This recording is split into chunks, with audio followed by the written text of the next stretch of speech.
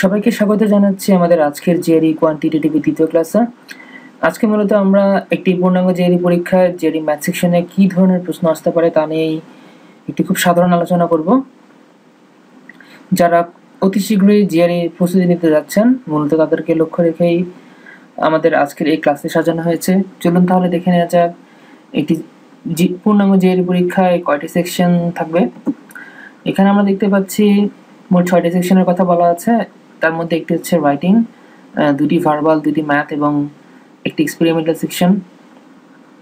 Experimental সেকশনটি আপনার পরীক্ষা পেতে ভার্বাল হতে পারে কিংবা ম্যাথ হতে পারে। সো আপনি বুঝতেই পারছেন যে একজন পরীক্ষার্থীকে তার পরীক্ষার দিনে সর্বোচ্চ 3টি ভার্বাল, 2টি ম্যাথ কিংবা 3টি ম্যাথ, 2টি ভার্বালের আনসার কোশ্চেন্সের আনসার করতে হতে পারে।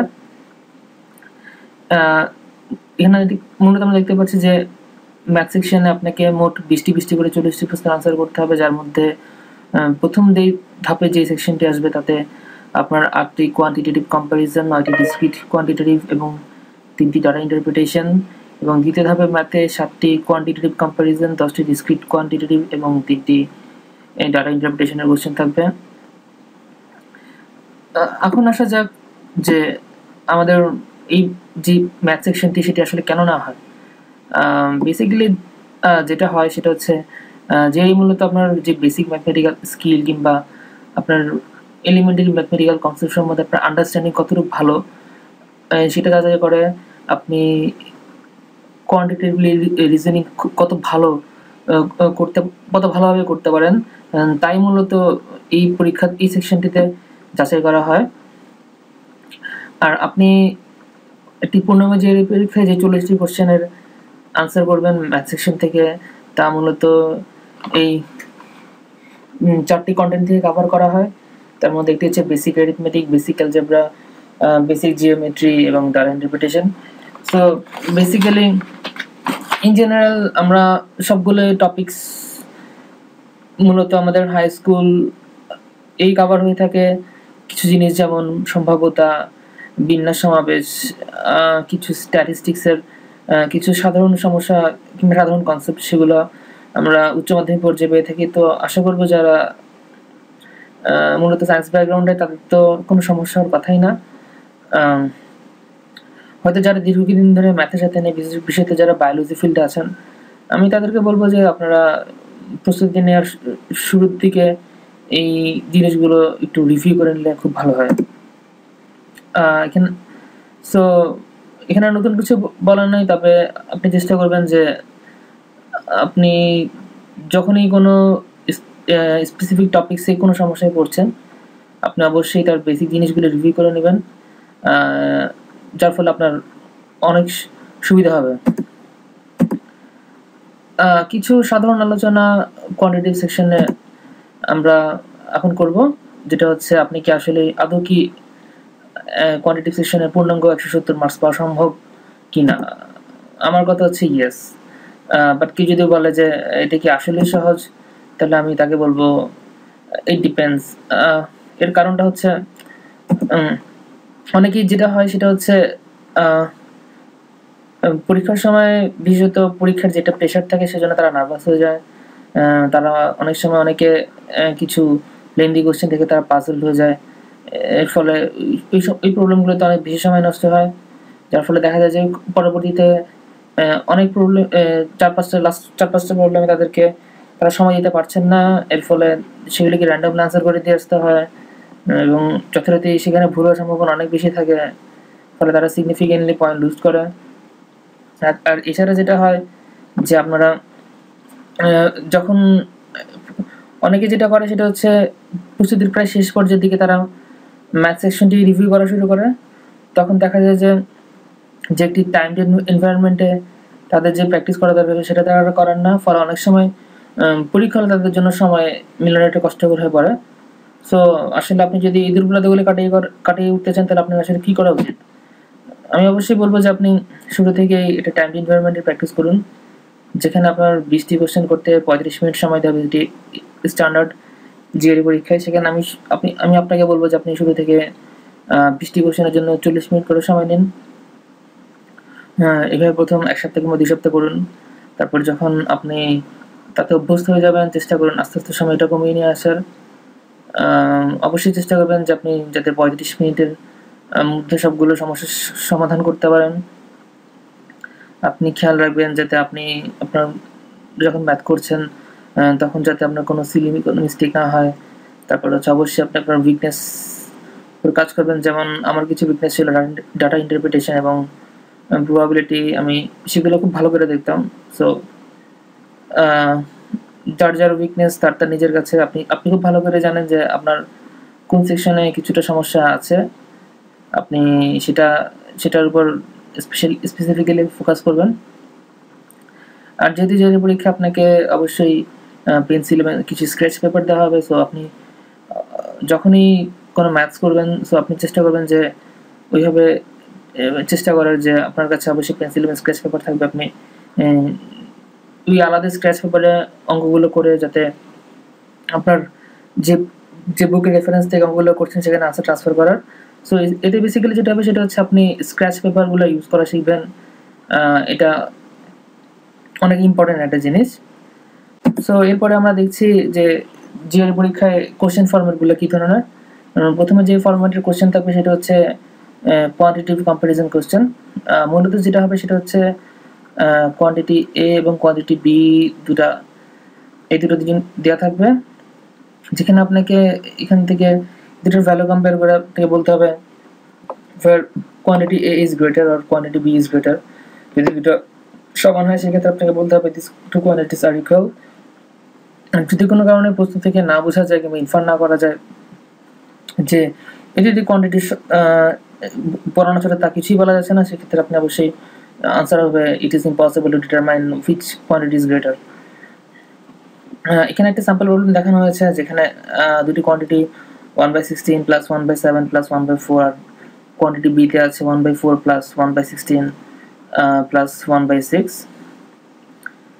চলুন তাহলে দেখি আমরা এটি কীভাবে সলভ করব। যেহেতু এখন জিআরই পরীক্ষায় একটা অনস্ক্রিন ক্যালকুলেটর থাকে, সো প্রথমেই খুব ইজিলি চিন্তা আসে যে মাথায় যে অনস্ক্রিন ক্যালকুলেটর আছে, ঠিক আছে আমরা এটা যোগ করে এটা আনসার কোনটার বড় কিংবা ছোট সেটা কম্পেয়ার করে আমরা ইজিলি আনসার দিতে পারি। হ্যাঁ, এটা জিআরইর জন্য বেস্ট সলিউশন না, কারণ হচ্ছে আপনি যখন অনস্ক্রিন ক্যালকুলেটর ইউজ করেন তাতে আপনার অনেক সময় অপচয় হবে, যে সময়টা আসলেই হয়তো ইটিএস যখন এই কোশ্চেনটি সেট করেছে তারা জানে যে হয়তো এই সময়টা আসলে এই ম্যাথের পিছনে লাগছে না কিংবা আরও কম সময় লাগছে। ফলে আপনি যখন একটি কম বরাদ্দকৃত ম্যাথের উপর যখন বেশি সময় বরাদ্দ করবেন তখন খুব স্বাভাবিকভাবে অন্য অন্য ম্যাথ কোশ্চেনে হচ্ছে আপনার যে স্পেসিফিক সময় ছিল সেখান থেকে সেই সময়টা অবশ্যই কমে যাবে। সো আপনি সব ম্যাথসে যে আপনার অনস্ক্রিন ক্যালকুলেটর লাগবেই তা কিন্তু নয়, এটা বেসিক্যালি একটি পিটফল কিংবা হিডেন ডেঞ্জার আমরা বলতে পারি। সো আপনি যদি দেখেন এই ম্যাথে যে আপনার এই দুটি কোয়ান্টিটিতে আপনার 1/16 এবং 1/4 এই দুটা টার্ম হচ্ছে কমন। সো দুটো টার্ম যদি আপনি দুই পাশ থেকে বাদ দিয়ে দেন তাহলে আপনি দেখবেন যে এখানে বাম পাশে 1/4 এবং ডান পাশে 1/6 আছে। তো আপনার জন্য খুবই সহজেই অন্তত এই সংখ্যাগুলো যোগ করে দেওয়া ছাড়াই বলে দেওয়া সম্ভব হচ্ছে এখানে কোন কোয়ান্টিটি বড় কিংবা ছোট। সো আমি বলবো যে আপনি যদি এই সেকশনটিতে এই কোয়ান্টিটিভ কম্পারিজনে ভালো করতে চান তাহলে অবশ্যই বেশি বেশি করে কম্পেয়ার করে শিখুন। So compare don't calculate, that's the best strategy to attend this questions. এরপরে যে ধরনের কোশ্চেন থাকবে সেটা হচ্ছে ডিসক্রিট quantitative questions, যার মধ্যে almost it's you will get almost 50% of the questions like this, but it's 19 out of 40। এখানে মূলত তিন ধরনের কোশ্চেন থাকবে, সেটা হচ্ছে মাল্টিপল চয়েস কোশ্চেন যেখানে আপনার 5টা অপশন চয়েস থাকবে এবং তার মধ্যে একটি মাত্র কারেক্ট। আর এরপরে মাল্টিপল আনসার কোশ্চেন্স যে 2 or 3 পসিবল আনসার থাকতে পারে। সো আপনি যদি ফুল ক্রেডিট পেতে চান আপনাকে অবশ্যই সম্ভাব্য সঠিক উত্তরগুলো অবশ্যই লাগিয়ে আসতে হবে। আর মূলত ইটিএস এর একটি এই ধরনের কোশ্চেন যেটা অ্যাডভান্টেজ আছে সেটা হচ্ছে আপনাকে ইটিএস একটা উপায় দিয়ে দিয়েছে যাতে আপনি আইডেন্টিফাই করতে পারেন যে কোনটি মাল্টিপল চয়েস এবং কোনটি মাল্টিপল আনসার কোশ্চেন। যেখানে বলাই আছে এই ইনস্ট্রাকশনটি মূলত পাওয়ার সফটওয়্যার থেকে নেওয়া, যে if a question has answer choices with ovals then the correct answer consists of a single choice, If a question has answer choices with square boxes, then the correct answer consists of one or more answer choices. So আপনি খুব সহজেই oval কিংবা square shape answer choice দেখে অবশ্যই identify করতে পারবেন যে এটি কোনটি মাল্টিপল চয়েস এবং কোনটি মাল্টিপল আনসার কোশ্চেন। সেক্ষেত্রে আপনার অ্যাটলিস্ট পরীক্ষা হলে কোনো অতিরিক্ত প্রেশার থাকছে না। এরপরে যেটা আছে সেটা হচ্ছে নিউমারিক এন্ট্রি কোশ্চেন্স, লাইক এখানে কোনো আনসার চয়েস থাকবে না, কিন্তু একটি কোশ্চেন থাকবে যার একটা ব্ল্যাঙ্ক স্পেস থাকবে, সেখানে আপনাকে এই অ্যান্সারটা পুট করে আসতে হবে। এখানে বেসিক্যালি দুটো স্যাম্পল প্রবলেম দেখানো হয়েছে ডিসক্রিট কোয়ান্টিটিভ কোশ্চেন্সের। প্রথম কোশ্চেন যেটা আমরা দেখি যে if 12a plus 3b equal to 1 and 7b minus twice a equal to 9, so what's the average of a and b? So আমরা যখন হাই স্কুল লেভেলে এই ধরনের প্রবলেমগুলো করতাম, আমরা জেনারেল সেন্সে আমরা যেটা করতাম সেটা হচ্ছে a কিংবা b এর ভ্যালু বের করে তারপর হচ্ছে সেটাকে যোগ করে দিয়ে ভাগ করে আমরা এটা মিন বের করতাম। সো আপনি এভাবে চাইলে করতে পারেন।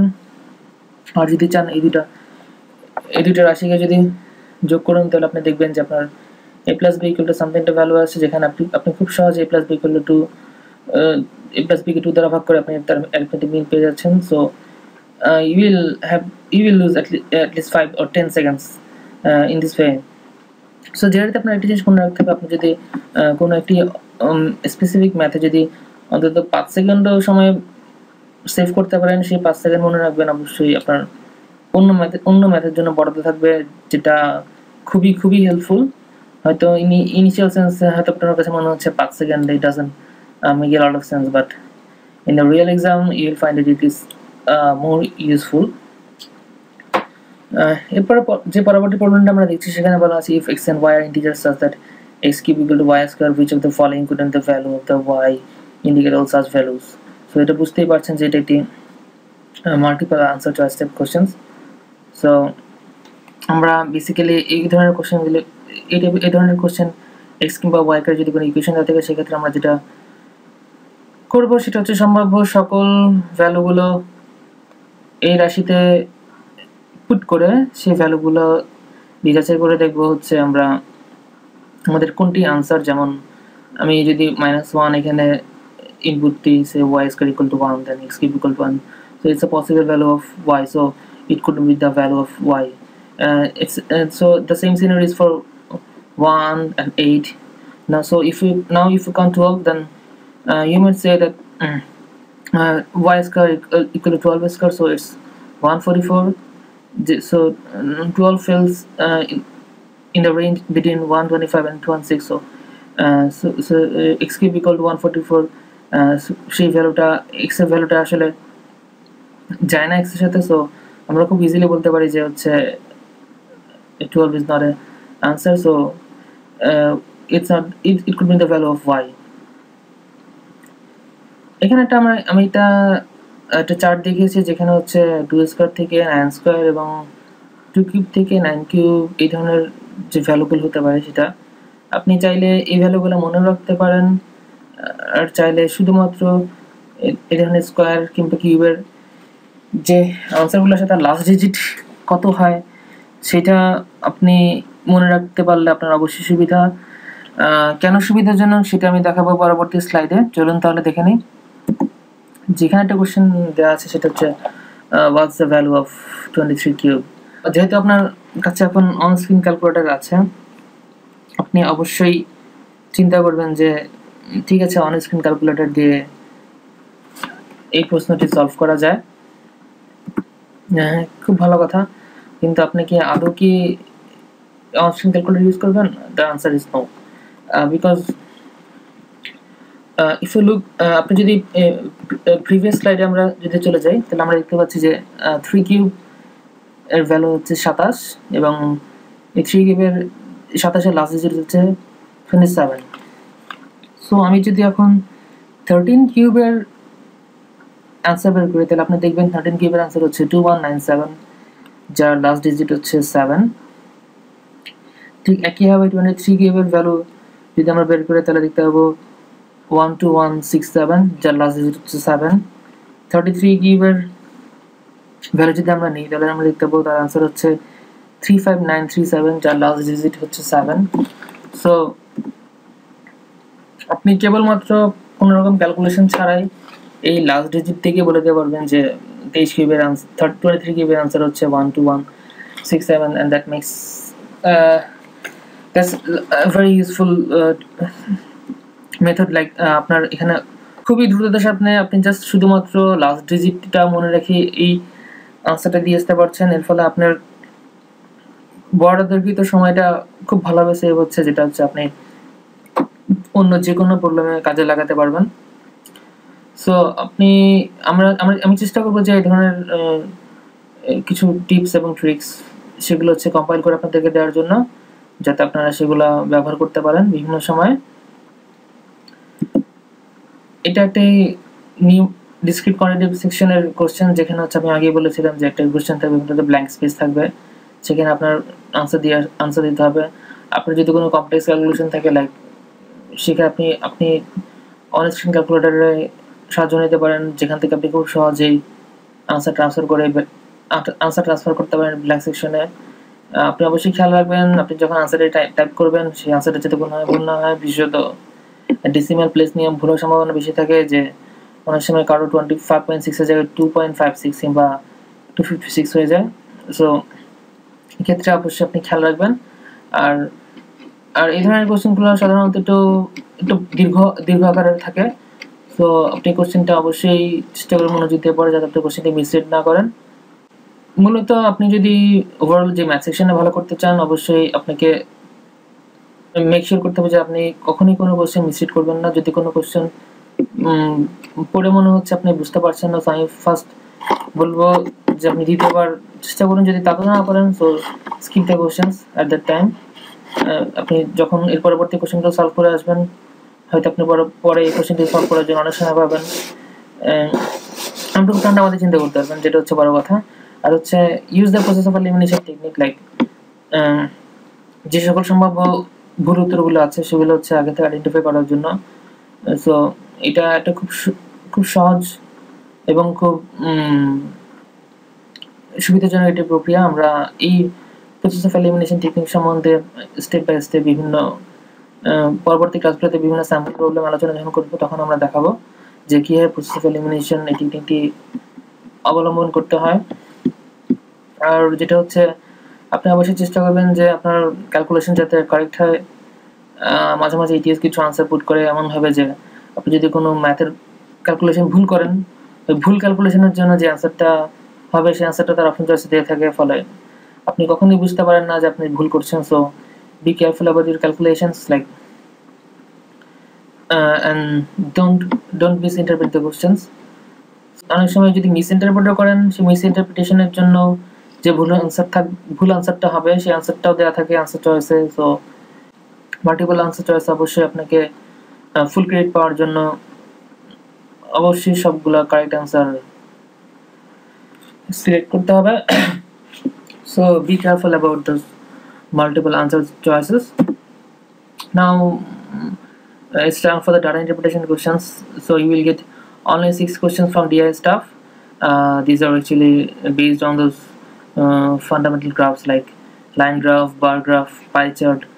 So আপনি যদি এই সেকশনটাতে ভালো করতে চান, যেটা আমার সাজেশন হচ্ছে আপনি সব ধরনের গ্রাফ কিংবা চার্টের সাথে নিজেকে পরিচিত করে তুলুন।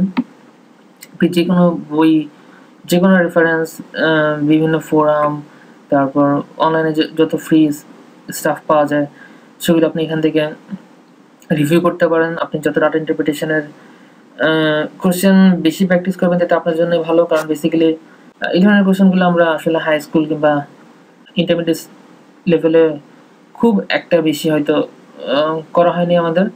সো এই ডাটা ইন্টারপ্রিটেশন সেকশনে আমাদের কিছু না কিছু দুর্বলতা থেকেই যায়। So just focus on that.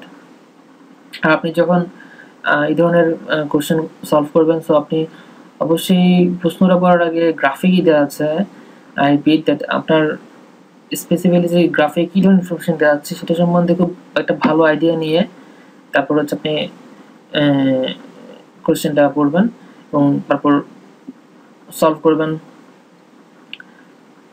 So এখানে কিছু পয়েন্টস আমি বলেছি যেটা হচ্ছে লক্ষণীয়, যে try to estimate the approximate value instead of using on screen calculator, it will save you time. Like আপনি যদি এখন সে 762 কে 20 দিয়ে ভাগ করলে যেটার আনসার হয় হচ্ছে 38.1, আপনি যদি এটা অন স্ক্রিন ক্যালকুলেটর ইউজ না করে আপনি যদি এভাবে চিন্তা করেন যে 762 এর রাউন্ড অ্যাবাউট সংখ্যা হচ্ছে 760, সেটাকে 20 দ্বারা ভাগ করলে খুব ইজিলি আনসার বলে দিচ্ছে 38। সো আপনি এটি কাছাকাছি সংখ্যার কাছাকাছি সংখ্যাতে রাউন্ড অ্যাবাউট করে আপনি তার আনসারটি মুখোমুখি বের করতে পারছেন অন স্ক্রিন ক্যালকুলেটরের সাহায্য ছাড়া।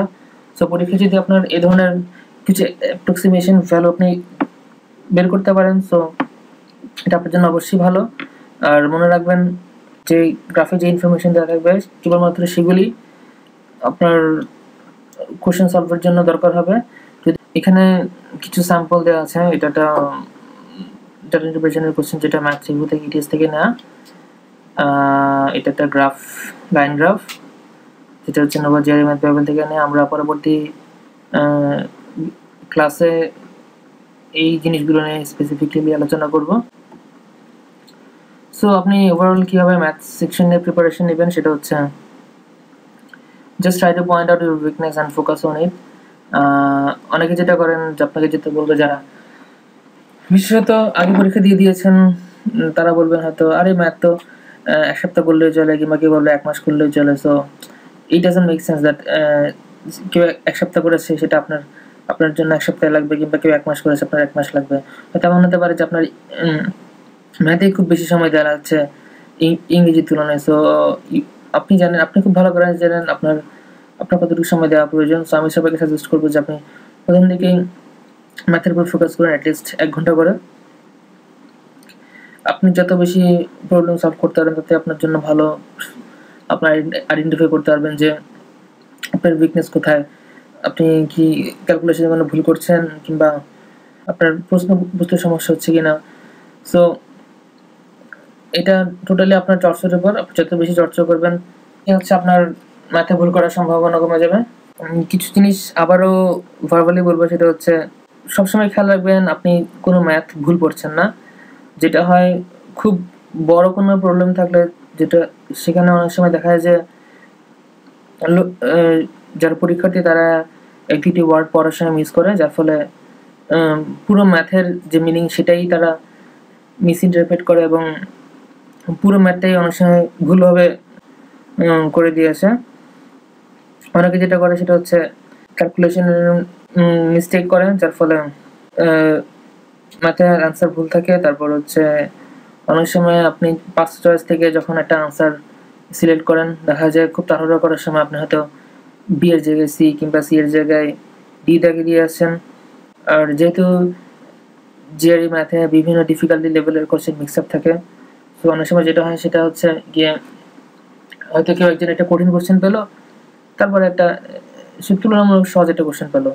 তো দেখা যায় যে ওই কঠিন প্রবলেমটা সলভ করতে যে যখন একটা তুলনামূলক সহজ কোশ্চেন আছে সেটাকে কঠিনভাবে চিন্তা করে, যার ফলে দেখা যায় যে খুব একটা সহজ সমাধান এর দিকে না দিয়ে সেটা খুব কঠিনভাবে অঙ্কটা সমাধান করতে বসে যায়।